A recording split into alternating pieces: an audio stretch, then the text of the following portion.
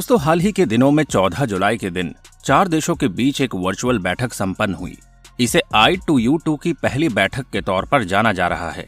जिस तरह middle east में क्वाड देशों का एक संगठन चलता है, उसी तरह I2U2 एक तरह का संगठन शुरू किया गया है, जिसके सदस्य देश हैं भारत, इजराइल, USA और UAE। इस वर्चुअल बैठक में चारों देशों के राष्ट्रीय अध्यक्ष बैठे हुए थे।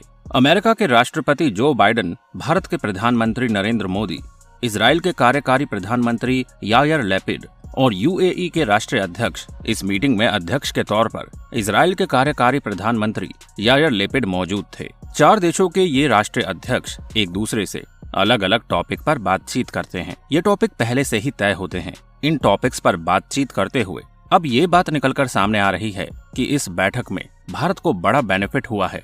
आखिर क्या है वो बेनिफिट और कौन सा देश भारत के साथ काम करने के लिए राजी हुआ है? इस बैठक के आगे के सर्कमस्टेंसेस क्या होंगे? आज हम बात करेंगे इन्हीं तमाम विषयों पर। इसीलिए हमारी इस वीडियो में कहीं जाइएगा नहीं, आखिरी तक जरूर बने रहिएगा।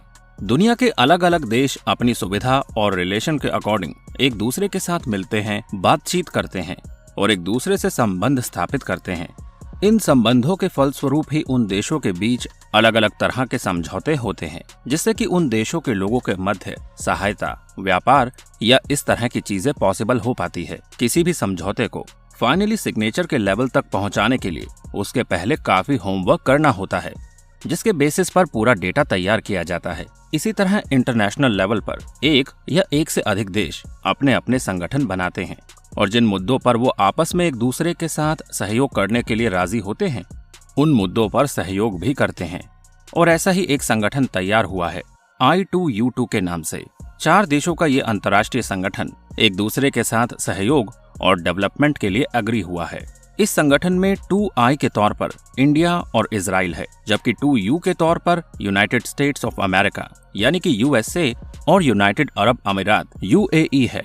बीती 14 जुलाई को इन्हीं 4 देशों के राष्ट्रीय अध्यक्ष के बीच एक दूसरे के साथ अलग अलग सब्जेक्ट पर सहयोग और डेवलपमेंट के मुद्दे पर बातचीत हुई और भारत के लिए ये बातचीत काफी सकारात्मक रही।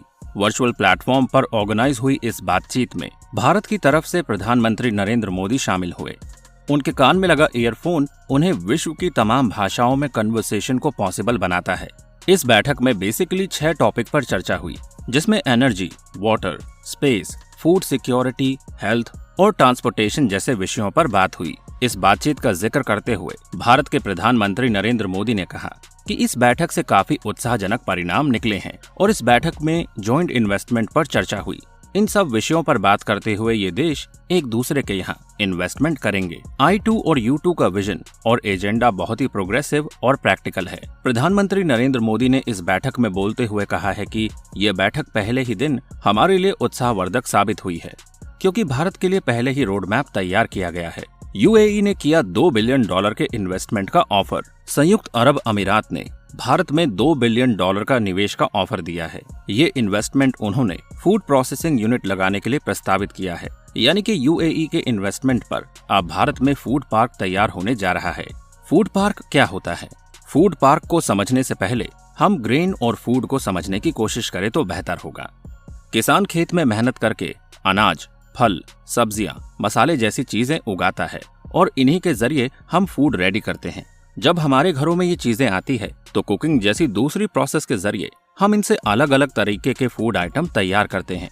लेकिन जब यही काम बड़ी बड़ी कंपनियां बड़े पैमाने पर मशीनों के माध्यम से करते हैं तो कमर्शियली इसका बड़ा इफेक्ट समाज पर पड़ता है। समाज में रहने वाले लोगों को रोजगार मिलता है, उनकी रोजी रोटी के मौके तैयार होते हैं, लोगों को अच्छी क्वालिटी का फूड मिलता है। जिस एरिया में फूड पार्क बनता है उस एरिया का इंफ्रास्ट्रक्चर डेवलप होता है। फूड पार्क की प्रोसेस को समझने के लिए हम एक एग्जांपल लेते हैं। जैसे कि आलू से बने हुए चिप्स आपने जरूर खाए होंगे।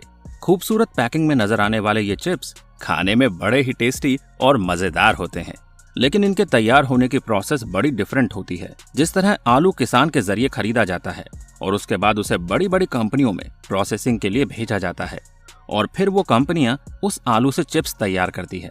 वही चिप्स आपके और हमारे घर के आसपास दुकानों में बिकता है। लेकिन फूड पार्क में आलू के खरीदे जाने से लेकर चिप्स के तैयार होने और उसे हमारे और आपके हाथों तक पहुंचने का सारा काम एक ही जगह पर हो जाता है। इससे किसान को भी बेनिफिट होता है। उसे उसकी फसल का अच्छा दाम मिल जाता है। इसी तरह आपने मार्केट में बहुत सारे फलों के जूस बिकते हुए देखे होंगे। आम का जूस, लीची का जूस, इसी तरह सेब का जूस। तकरीबन हर एक फल और कुछ सब्जियों के जूस भी बाजार में हमारे लिए उपलब्ध होते हैं। इन जूस को तैयार करने के लिए कच्चे माल से लेकर इनकी प्रोसेसिंग यूनिट और फिर इनका रस निकालकर उसकी प्रॉपर पैकेजिंग करके मार्केट में आने तक का पूरा काम अब फूड पार्क में एक ही जगह होने लगेगा। इसी तरह फैक्ट्रियों से रेडी होकर मार्केट में आने वाला हर तरह का फूड आइटम फूड पार्क में उपलब्ध होगा। कुल मिलाकर एक ही जगह पर सारी चीजें ग्राहकों तक पहुंचने के लिए तैयार होती है। इन तमाम चीजों के तैयार होने में जो बड़ा पैसा खर्च होता है वो इनकी फैक्ट्रियों को लगाने, बड़ी बड़ी मशीनों को इंस्टॉल करने, पैकेजिंग यूनिट को लगाने, कच्चे माल को लेकर प्रोसेसिंग यूनिट को लगाने जैसे कामों में खर्च होता है। क्योंकि बड़े पैमाने पर जब ये फूड आइटम तैयार होते हैं तो इन फूड आइटम्स को तैयार करने के लिए जितनी मैन पावर की जरूरत होती है उतनी ही ज्यादा मशीनों की भी जरूरत होती है। एक फूड पार्क अपने आप में एक बहुत बड़ी यूनिट होता है। यूएई ने भारत में ऐसे ही फूड पार्क तैयार करने के लिए $2 बिलियन का निवेश करने का प्रस्ताव दिया है। इस इन्वेस्टमेंट के आने के बाद भारत की इकोनॉमी में भी पॉजिटिव इफेक्ट होगा और देश की इकोनॉमी भी ग्रो करेगी।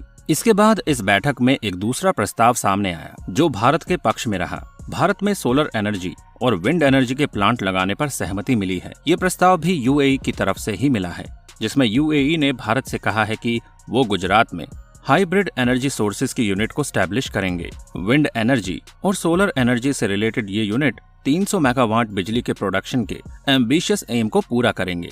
भारत के लिए इस बैठक का पहला ही दिन काफी फायदेमंद रहा, क्योंकि इस तरह के विंड और सोलर एनर्जी वाले प्लांट भी हमारी डेवलपमेंट के लिए एक नया कदम साबित होंगे।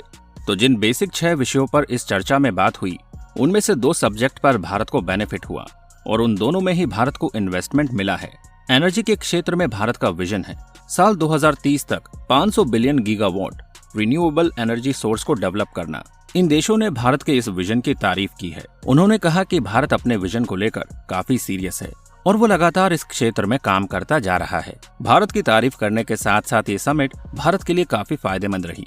समिट के आखिरी में सभी देशों ने मिलकर एक जॉइंट स्टेटमेंट जारी किया और इस जॉइंट स्टेटमेंट का मोटिव इतना था कि वेस्टर्न एशियन रीजन में ये संगठन क्वाड की तरह काम करेगा और इस मामले में अमेरिका काफी होपफुल दिखा। दोस्तों, I2U2 को वेस्टर्न एशियन क्वाड भी कहा जा रहा है। इन चारों देशों ने जिन 6 विषयों पर एक दूसरे के साथ कोऑर्डिनेशन बना करके एक दूसरे को सहयोग देने का फैसला किया है, ये वाकई में एक स्वागत करने योग्य कदम है। और इस बार की मीटिंग में भारत के लिए जो पॉजिटिव रिजल्ट्स निकलकर सामने आए हैं, ये भारत को डेफिनेटली डेवलपमेंट के रास्ते पर आगे लेकर जाएंगे। दोस्तों, आपको इस बारे में क्या लगता है? क्या ये संगठन भारत में डेवलपमेंट के लिए मील का पत्थर साबित होगा? इस वीडियो पर आपकी राय का हमें इंतजार रहेगा। सवाल का जवाब हमें कमेंट बॉक्स में लिखकर जरूर बताइएगा। फिर मिलेंगे आपसे एक नई वीडियो के साथ। तब तक के लिए जय हिंद, जय भारत, वंदे मातरम।